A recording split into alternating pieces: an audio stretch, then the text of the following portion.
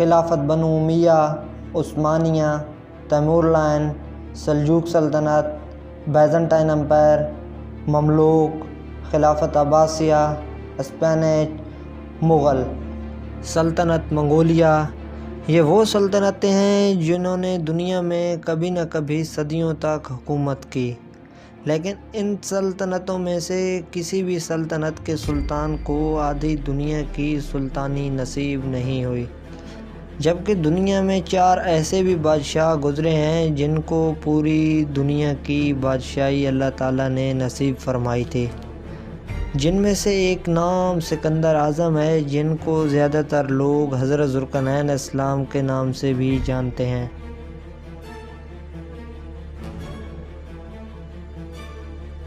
السلام علیکم فرینڈ، میں ہوں ادریس ملک اور ریفائن یور نالج کی سیریل لیجنڈ پیپل کی ایپیسوڈ 1 میں آپ جانیں گے حضرت ذوالقرنین اسلام نے 3 سفر کیوں کیے تھے اور قوم یوج مجوج کو پہاڑوں میں بند کیوں کیا، حضرت ذوالقرنین اسلام کا حضرت خضر اسلام سے کیا رشتہ تھا۔ حضرت ذوالقرنین اسلام کا نام سکندر اعظم ہے۔ یہ حضرت خضر اسلام کے خالہ زاد بھائی ہیں۔ حضرت خضر اسلام ان کے وزیر اور جنگلوں میں علمہ دار رہے ہیں۔ ذوالقرنین اسلام اور حضرت خضر اسلام حضرت سام بن نوح اسلام کی اولاد میں سے ہیں۔ یہ ایک بڑھیا کے اکلوتے فرزند ہیں۔ حضرت ابراہیم خلیل اللہ کے دست حق پرست اسلام قبول کر کے مدتوں ان کی صحبت میں رہے ہیں، یعنی ان کے ساتھ رہے ہیں، اور حضرت ابراہیم خلیل اللہ اسلام نے انہیں کچھ وصیتیں فرمائی تھیں۔ علماء کرام فرماتے ہیں صحیح قول یہی ہے کہ یہ نبی نہیں بلکہ ایک بندہ صالح ہیں جو ولیت کے شرف سے سرفراز ہوئے ہیں۔ ان کا نام سکندر اعظم تھا، لیکن لوگ زیادہ تر انہیں ذوالقرنین اسلام کے نام سے ہی جانتے ہیں۔ ان کو ذوالقرنین اسلام کا لقب کیوں ملا؟ علماء کرام لکھتے ہیں کہ یہ ذوالقرنین کے لقب سے مشہور ہو گئے۔ انہوں نے دنیا کے 2 سینگ یعنی 2 کناروں کا چکر لگایا تھا، اور بعض علماء کا قول ہے کہ ان کے تاج پر 2 سینگ بنے ہوئے تھے، واللہ تعالیٰ عالم، لیکن اللہ تعالیٰ نے ان کو تمام روئے زمین کی بادشاہی عطا فرمائی تھی۔ دنیا میں کل 4 ایسے بادشاہ گزرے ہیں جن کو پوری زمین کی بادشاہی ملی تھی۔ ان میں سے 2 مومن تھے اور 2 کافر۔ مومن میں سے حضرت سلمان اسلام اور حضرت ذوالقرنین اسلام ہیں، اور کافر ایک بخت نصر اور دوسرا نمرود تھا، اور تمام روئے زمین کے 1/5 بادشاہ اس امت میں سے ہونے والے ہیں جن کا اسم گرامی حضرت امام مہدی رضی اللہ عنہ ہے۔ پہلا سفر۔ حضرت ذوالقرنین اسلام نے پرانی کتابوں میں پڑھا تھا کہ سام بن نوح اسلام کی اولاد میں سے ایک شخص آب حیات کے چشمے سے پانی پی لے گا تو اس کو موت نہ آئے گی، اس لیے حضرت ذوالقرنین اسلام نے مغرب کا سفر کیا۔ آپ کے ساتھ حضرت خضر اسلام بھی تھے۔ حضرت خضر اسلام آب حیات کے چشمے پر پہنچ گئے اور اس کا پانی بھی پی لیا، مگر آپ کے مقدر میں نہیں تھا، آپ محروم رہ گئے۔ اس سفر میں آپ مغرب کی جانب روانہ ہوئے تو جہاں تک آبادی کا نام و نشان ملا وہ سب منزل طے کر کے آپ ایک ایسے مقام پر پہنچے کہ سورج غروب وقت ایسا نظر آیا کہ وہ ایک سیاہ چشمے میں ڈوب رہا ہے، جیسے کہ سمندری سفر کرنے والوں کو آفتاب سمندر کے کالے پانی میں ڈوبتا نظر آتا ہے۔ وہاں ان کو ایک ایسی قوم ملی جو جانوروں کی کھال پہنے ہوئے تھی، اس کے سوا کوئی دوسرا لباس ان کے بدن پہ نہیں تھا، اور دریائی مردہ جانوروں کے سوا ان کی غذا کا کوئی دوسرا سامان بھی نہیں تھا۔ یہ قوم ناسک کہلاتی تھی۔ حضرت ذوالقرنین اسلام نے دیکھا کہ ان کے لشکر بے شمار ہیں اور یہ لوگ بہت ہی طاقتور اور جنگجو قسم کے ہیں، تو حضرت ذوالقرنین اسلام نے ان لوگوں کے گرد اپنی فوج کا گھیرا ڈال دیا اور ان لوگوں کو بے بس کر دیا۔ چنانچہ ان لوگوں میں سے کچھ تو مشرف با ایمان ہو گئے، کچھ آپ کی فوج کے ہاتھ مقتول ہو گئے۔ دوسرا سفر آپ نے مشرق کا فرمایا، یہاں تک کہ جب سورج طلوع ہونے کی جگہ پہنچے تو دیکھا کہ وہاں ایک ایسی قوم ہے جن کے پاس کوئی عمارت یا مکانات نہیں ہیں۔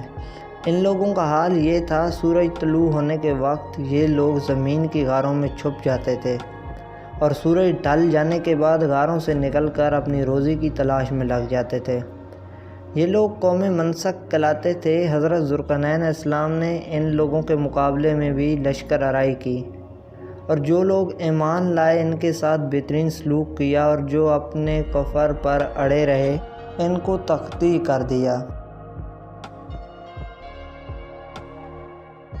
حضرت ذوالقرنین علیہ السلام نے اپنا تیسرا سفر شمال کی جانب فرمایا، یہاں تک کہ حبشین پہنچ گئے، یعنی دو پہاڑوں کے درمیان پہنچے تو وہاں کی آبادی کی عجیب و غریب زبان تھی۔ ان لوگوں کے ساتھ اشاروں سے بمشکل بات چیت کی جا سکتی تھی۔ انہی لوگوں نے یاجوج ماجوج قوم کی شکایت کی تھی اور آپ سے مدد کے طالب ہوئے۔ قوم یوج ماجوج یافس بن نوح علیہ السلام کی اولاد میں سے ایک فسادی گروہ تھا، اور ان لوگوں کی تعداد بہت زیادہ تھی۔ یہ لوگ بلا کے جنگجو، خونخوار اور بالکل ہی وحشی اور جنگلی انسان تھے، جو بالکل جانوروں کی طرح رہتے تھے۔ موسم ربیع میں یہ لوگ اپنی غاروں سے نکل کر تمام کھیتیں اور سبزیاں کھا جاتے تھے اور خشک چیزوں کو لاد کر لے جاتے تھے۔ آدمیوں اور جنگلی جانوروں، یہاں تک کہ سانپ، بچھو اور ہر چھوٹے بڑے جانور کو کھا جاتے تھے۔ ان لوگوں نے حضرت ذوالقرنین علیہ السلام سے فریاد کی کہ ہمیں یوج ماجوج قوم کی اذیتوں سے بچائیں، اور ان لوگوں نے حضرت ذوالقرنین علیہ السلام کو کچھ مال دینے کی بھی پیشکش کی تھی۔ حضرت ذوالقرنین علیہ السلام نے فرمایا، مجھے تمہارے مال کی کوئی ضرورت نہیں، اللہ تعالیٰ نے مجھے سب کچھ دیا ہوا ہے۔ حضرت ذوالقرنین علیہ السلام نے ان لوگوں سے جسمانی محنت کی مدد طلب کی۔ چنانچہ حضرت ذوالقرنین علیہ السلام نے ان دونوں پہاڑوں کے درمیان بنیادیں کھدوائیں۔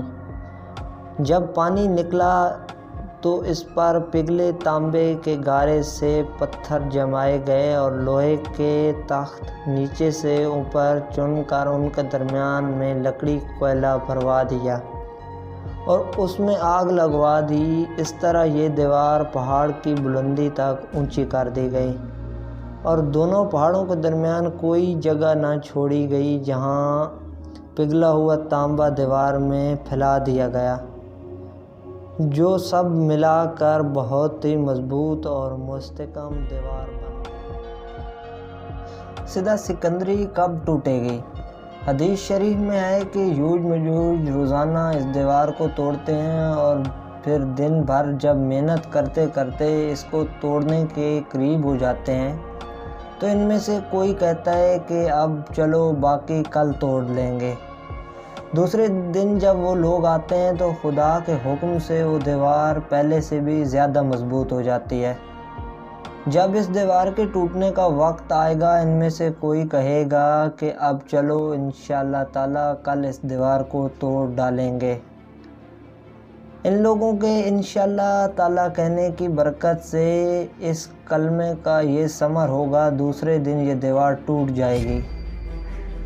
یہ قیامت قریب ہونے کا وقت ہوگا۔ دیوار ٹوٹنے کے بعد یوج ماجوج نکل پڑیں گے اور زمین میں ہر طرف فتنہ فساد اور قتل و غارت کریں گے، چشموں اور تالابوں کا پانی پی ڈالیں گے اور جانوروں اور درختوں کو کھا ڈالیں گے، زمین پر ہر جگہ میں پھیل جائیں گے، مگر مکہ مکرمہ، مدینہ طیبہ، بیت المقدس، ان 3 شہروں میں یہ داخل نہ ہو سکیں گے۔